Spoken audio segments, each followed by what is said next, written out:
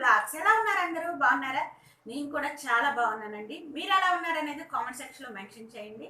Last వరకు చూడండి, skip చేయొద్దు ఎక్కడ కూడా.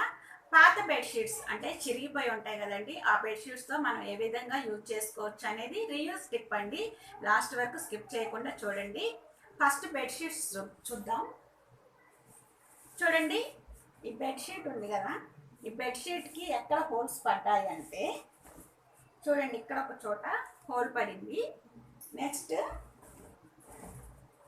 ఇక్కడ ఒక చోట 2 సైడ్స్ హోల్స్ పడ్డాయి కదా. ఇంకో బెడ్షీట్ అండి, ఇది ఒక్క చోట ఈ బెడ్షీట్కి ఇక్కడ చూసారు కదా. ఇంకా అంతేనండి, ఈ 2 బెడ్షీట్స్కి 3 చోట్ల చినిగిపోయి ఉన్నాయి కదా. వీటిని మనం ఏ విధంగా యూజ్ చేసుకోవచ్చు అనేది ఈ వీడియోలో మీకు చూపించబోతున్నాను. లాస్ట్ వరకు స్కిప్ చేయొద్దు దయచేసి. అంతేకాదండి, నేను దీంతో ఏం తయారు చేయబోతున్నాను అనేది కూడా మీరు చూడాలి కదా. ఫస్ట్ టైం మన ఛానల్ ఎవరైనా చూస్తున్నట్లయితే సబ్స్క్రైబ్ చేసుకోండి. పక్కనే ఉన్న బెల్ ఐకాన్లో ఆల్ బటన్ ప్రెస్ చేయండి. నేను అప్లోడ్ చేయగానే ప్రతి వీడియో నోటిఫికేషన్ యాడ్ అవుతుంది, మీరు చూడటానికి కూడా వీలుగా ఉంటుంది. ఇక వీడియోలోకి వెళ్దామా. ఇక్కడ చూడండి, సోఫా కనపడుతుంది కదా. ఈ చిరిగిపోయిన బెడ్షీట్తో ఈ సోఫాకి కవర్ కుట్టాలండి. నేను ఏ విధంగా అంటే నేను తీసుకున్న మోడల్ ఏంటనేది మీరు స్టిచ్చింగ్ చేసిన తర్వాత చూడండి, దీనికి పెడతాను కూడా. ఇక్కడ చూడండి, సోఫాకి కొలత తీసుకొని పెన్నుతో ఇక్కడ మార్క్ పెట్టుకున్నానండి. అంటే ఇది చిరిగింది కదా బెడ్షీటు, మనకి ఆ చిరిగింది అనేది రాకోకుండా చూసుకొని నేను ఎంతవరకు ఉందో కొలత అంతవరకు తీసుకొని ఇలా ఫోల్డ్ చేశాను. నేను మార్క్ ఎక్కడ పెట్టుకున్నానో అక్కడ నుంచి కట్ చేస్తానండి. చూశారు కదా, అది కొంచెం బారైంది, బెడ్షీట్ కంటే బారుగా ఉంది. మనకు కరెక్ట్గా కావాలి కదా, అందుకోసం నేను అక్కడ కట్ చేసేసాను. నెక్స్ట్ మళ్ళీ మనం వెడల్పు తీసుకోవాలి కదా, అంటే పొడవు నేను ఇప్పుడు తీసుకొని కట్ చేసింది. ఇప్పుడు వెడల్పు కోసం అంటే ఎంతవరకు అవసరం అంతవరకు తీసుకుంటున్నాను. నాకు చిరిగింది చూపించాను కదా మీకు, అక్కడ నుంచి అవతల వైపు కండి, అంటే అక్కడ వరకు నేను ఫోల్డ్ చేసి కట్ చేస్తున్నాను. చూడండి, ఇది మంచిగా ఉన్న పార్ట్, ఇక్కడ ఈ పార్ట్ చిరిగిన పార్టు. సో మనకి ఇప్పుడు చిరిగిన పార్ట్ అవసరం లేదు కదా, అది పక్కన పెట్టేసి మంచిగా ఉన్న పార్ట్ ఉంది కదా అది తీసుకొని ఇప్పుడు మనం కట్ చేసాం కదండి. ఆల్రెడీ బెడ్షీట్కి 4 వైపులుగా స్టిచ్చింగ్ చేసి ఉంది. సో ఇప్పుడు కట్ చేయటం వల్ల అక్కడ అనేది మనం ఫోల్డింగ్ చేసుకొని స్టిచ్చింగ్ చేసుకోవాలండి, ఎందుకంటే మనకి పీసులు అనేవి ఊడిపోకుండా ఉంటాయండి. ఈ సోఫాకి కవర్స్ ఉంటాయి కదండి, మనకి బయట దొరుకుతాయి, కొనుక్కోవచ్చు.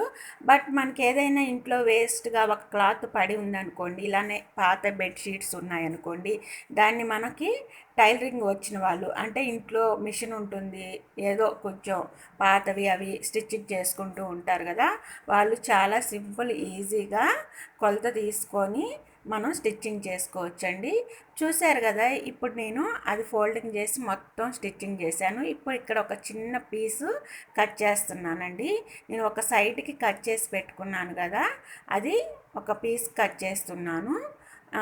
ఇవి 2 ముక్కలండి తీసుకుంది నేను, ఈ చిన్నవి. అవి ఎందుకు తీసుకున్నానంటే ఇక్కడ మీకు చూపిస్తున్నాను. మనం ఫోల్డింగ్ చేసి స్టిచ్చింగ్ చేసుకున్న దగ్గర మళ్ళీ కొంచెం అటువైపుకు వెళ్ళాలి కదా, మనకి సోఫాకి బ్యాక్ సైడ్కి కూడా వెళ్ళిపోవాలండి క్లాత్.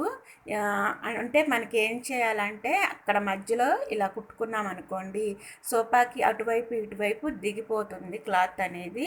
అంటే మనకి పిల్లలు కూర్చొని ఇలా లాగేసినా కూడా క్లాత్ ఊడిపోకుండా ఉంటుంది.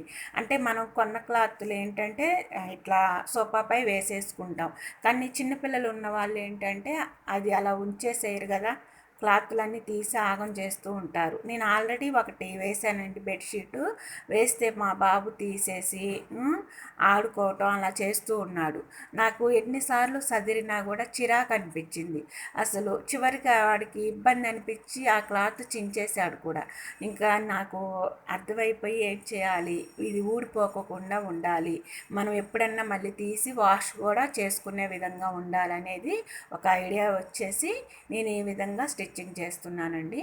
చూశారు కదా, ఇప్పుడు నేను ఇలా స్టిచ్చింగ్ చేశాను. మీకు కనపడుతుంది కదా, ఒక బ్యాగ్ ఉంటుంది చూసారా, బ్యాగుకి సైడ్స్ ఎలా ఉంటుందో అలా స్టిచ్చింగ్ చేసుకున్నాను. ఇక రెండో వైపు కూడా ఆ విధంగానే స్టిచ్చింగ్ చేసుకుంటానండి. ఇప్పుడు మీకు ఇంకొక పార్ట్ తీసుకున్నానండి. చిరిగిన పార్ట్ ఉంటుంది కదా, ఆ పార్ట్ తీసుకున్నాను. ఆ పార్ట్ కొద్దిగా కదా చినిగింది, పక్కన పెట్టేసేద్దాం, ఇంకొక బెడ్షీట్ యూజ్ చేద్దాం అనుకున్నాను. అయితే ఆ కొద్దిగా కదా చినిగింది, మళ్ళీ వేరు వేరు కలర్గా ఉంటుంది సోఫాకి అని చెప్పేసి లెంగ్త్ ఎంత ఉందో ఆ బారుగా స్టిచ్చింగ్ చేసేసానండి. చూడండి, చిరిగిన పార్ట్ కొద్దిగా, కానీ నేను ఆ బారుగా మొత్తం స్టిచ్చింగ్ చేసి ఈ విధంగా మళ్ళీ ఫోల్డింగ్ చేసేసుకొని దాని మీదే స్టిచ్చింగ్ చేసుకున్నాను. ఎందుకంటే మళ్ళీ ఆ పీస్లు అనేవి బయటికి కనిపించుకోకుండా ఉండటం కోసం అండి. సో ఈ విధంగా మొత్తం ఫోల్డ్ చేసి స్టిచ్చింగ్ చేసుకోవాలండి. ఏదైనా సరే మనం చేసే పని ఇష్టంతో చేస్తే చాలా చాలా సింపుల్, ఈజీ అనిపిస్తుందండి. ఇక్కడ చూడండి, ఆ చిరిగింది అని చెప్పాను కదా, అది మొత్తం ఫోల్డింగ్ చేసి స్టిచ్చింగ్ చేశాను. ఇక్కడ మీకు ఒక మార్క్ కనిపిస్తుంది కదా, ఇదేంటంటే ఈ సోఫాకి సిట్టింగ్ ఏరియా ఉంటుంది కదా, మరి బ్యాక్ మనం ఆనుకునే దానికి కుట్టినప్పుడు ఈ సిట్టింగ్ కూడా మనకి ఉండాలి కదండి, క్లాత్, దానికోసం అండి. ఈ మార్క్ పెట్టిన ప్లేస్లో నేను నాడాలు కుట్టుకోవాలనుకుంటున్నాను. ఎందుకంటే ఇది ఎలా ఉందంటే సోఫా మనకి ఐరన్ మంచానికి కింద ఎలా ఉంటుందో అలా ఇచ్చాడనమాట. అలా ఇచ్చినప్పుడు మనం అటు ఇటు కదలకోకుండా ఉండాలి అంటే మనం కట్టుకోవడానికి బాగుంటుంది అని చెప్పేసి ఇలా నాడాలు అంటే బొందులు అనమాట, ఇలా స్టిచ్చింగ్ చేసుకొని ఈ క్లాత్కి అటాచ్ చేశానండి. ఇంకొకటి బారుగా కూడా ఒకటి అటాచ్ చేసి, ఇంకా సోఫాకి సిట్టింగ్ క్లాత్ కూడా కంప్లీట్ అయిపోయింది. ఇంకా సోఫాకి సెట్ చేసి చూద్దామా. ఇక్కడ మీకు సోఫా కనిపిస్తుంది కదండి, ఈ సోఫా కొలతలు తీసుకొని నేను కవర్ ఒకటి కుట్టాను కదా, అది మీకు ఇప్పుడు దీనికి వేసి చూపిస్తానండి. అంటే మనకి బెడ్పై బెడ్షీట్ ఎలా వేసుకుంటామో సోఫాకి కూడా కవరు, సో మనకి జారిపోకుండా ఉండే విధంగా చూసి నేను స్టిచ్చింగ్ చేశాను. ఇది వేసి కూడా మీకు చూపిస్తాను ఫ్రెండ్స్, తెలుస్తుంది మీకు. చూడండి, ఇప్పుడు సోఫాకి మనం ఆనుకుంటాం కదా, అక్కడ సెట్ చేస్తున్నానండి. ఇలా మీకు దిగబడినట్టుగా కనిపించింది చూసారా, ఇంకా ఊడిపోదండి, అది పిల్లలు లాగినా కూడా రాదు, అవతలికి వచ్చేసింది అనమాట. మీకు బ్యాక్ సైడ్ కూడా చూపిస్తాను, అర్థమవుతుంది బాగా. చూడండి, ఈ విధంగా మనం సెట్ చేసుకుంటే పిల్లలు గుంజినా కూడా ఇంకా రాదండి. మనం కావాలనుకున్నప్పుడు తీసి వాష్ చేసుకోవచ్చు అనమాట. నెక్స్ట్ ఇంకా సిట్టింగ్ ప్లేస్ ఉంది కదా, దానికి నేను ఏ విధంగా స్టిచ్చింగ్ చేశాను అనేది మీకు ఇప్పుడు క్లారిటీగా తెలుస్తుంది. చూశారు కదా, నేను ఇక్కడ నాడాలు పెట్టేసుకున్నాను. ఈ నాడాలు కొద్దిగా బారుగా ఒకటి, చిన్న చిన్నవి రెండు పెట్టేసుకున్నానండి. ఈ విధంగా సిట్టింగ్ ప్లేస్లో వేసేసుకొని నేను ఇక్కడ అటు ఇటు సెట్ చేసుకుంటున్నాను. చూశారు కదా, ఇక్కడ ఐరన్ మంచానికి ఎలా ఇస్తారో కింద ఆ విధంగా ఇచ్చారు. సో అక్కడ నేను ఫస్ట్ ఈ చిన్న నాడాను కట్టేసుకున్నాను. ఈ బారుగా ఉంది చూసారా, ఈ నాడాని అటువైపు లోపలికి మనం కట్టుకోవాలండి. మొత్తం 4 వైపులు కట్టిన తర్వాత మనం సెట్ చేసుకుంటే మీకు క్లారిటీగా కనిపిస్తుంది. ఇప్పుడు రెండో వైపు కూడా మనం కట్టేసిన తర్వాత చూడండి, ఇలా సెట్ చేసేసుకుంటే మీకు ఎక్కడా కూడా సోఫా అనేది రెడ్ కలర్లో ఉంది కదా ఇంతకుముందు, అది కనిపించడం లేదు. ఇంకా సోఫా మొత్తం క్లారిటీగా కనిపిస్తుంది కదా, చూడండి. ఈ సోఫాకి ఇలా కవర్ లాగా పాత బెడ్షీట్ని కుట్టానండి.